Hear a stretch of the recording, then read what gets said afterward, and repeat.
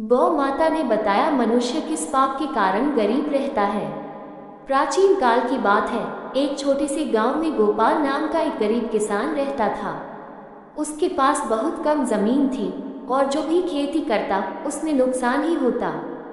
गरीबी के कारण वह बहुत दुखी रहता था और भगवान से प्रार्थना करता कि उसकी गरीबी दूर हो जाए। एक दिन वह जंगल में लकड़ी लेने गया। रास्ते में उसे एक सुंदर और दिव्य गाय दिखी। उसकी आंखों में अद्भुत तेज था। गोपाल को ऐसा लगा जैसे ये कोई साधारण गाय नहीं बल्कि कोई दैवीय शक्ति है। वह गाय के पास गया और हाथ जोड़कर बोला, माता, मैं बहुत गरीब हूँ। मेरी मेहनत का फल मुझे नहीं मिलता। कृपया मुझे बताएं, मेरी गरीबी का कारण क्या है। गौ माता मुस्कुराए और कहा, वत्स, मनुष्य की गरीबी का कारण उसके अपने कर्म होते हैं।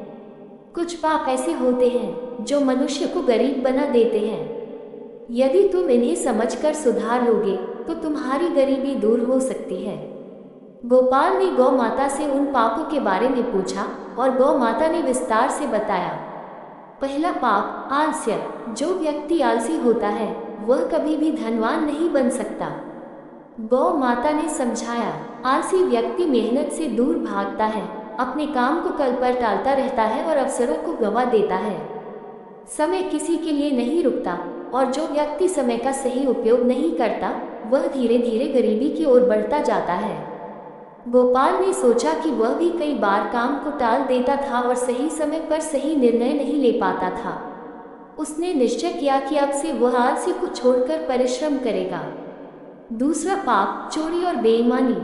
गौ माता ने आगे कहा, जो व्यक्ति चोरी, धोखा या बेईमानी से धन कमाता है वह कभी भी स्थायी रूप से धनवान नहीं रह सकता।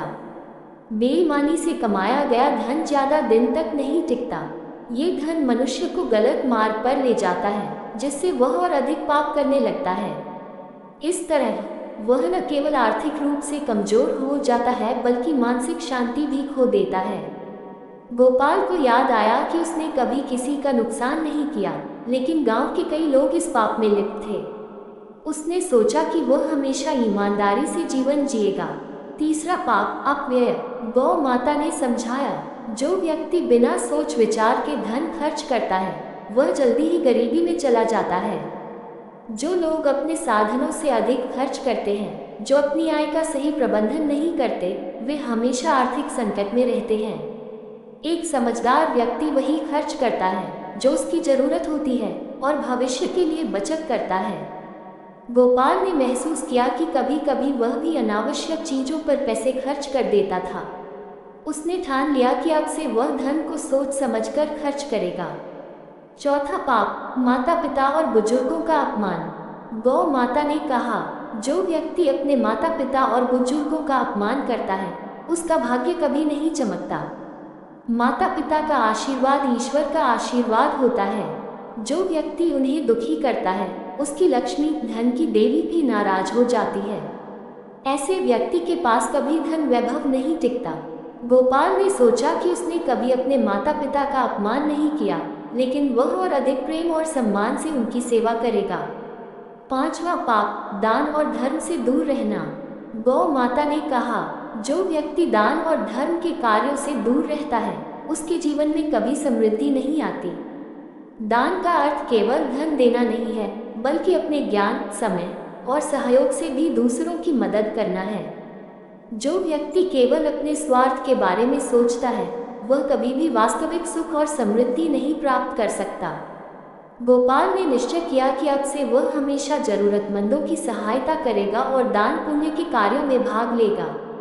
निष्कर्ष, गौ माता ने अंत में कहा, वत्स, यदि तुम इन पापों से दूर रहोगे और सच्चाई, मेहनत, ईमानदारी और सद्भावना के मार्ग पर चलोगे तो तुम्हारी गरीबी अवश्य दूर होगी। लक्ष्मी उन्हीं के पास रहती हैं जो उनके योग्य होते हैं। गोपाल ने गौ माता के उपदेशों को ध्यान से सुना और अपने जीवन में उन्हें अपनाने का निश्चय किया। धीरे धीरे उसकी मेहनत रंग लाई और कुछ ही वर्षों में वह न केवल आर्थिक रूप से संपन्न हो गया बल्कि खुशहाल जीवन भी जीने लगा। इस कहानी से हमें ये शिक्षा मिलती है कि गरीबी केवल भाग्य की देन नहीं होती बल्कि हमारे कर्मों और आदतों का परिणाम होती है। यदि हम अपने जीवन में अनुशासन, ईमानदारी, परिश्रम और सद्गुणों को अपनाएं, तो हम भी सफलता और समृद्धि प्राप्त कर सकते हैं।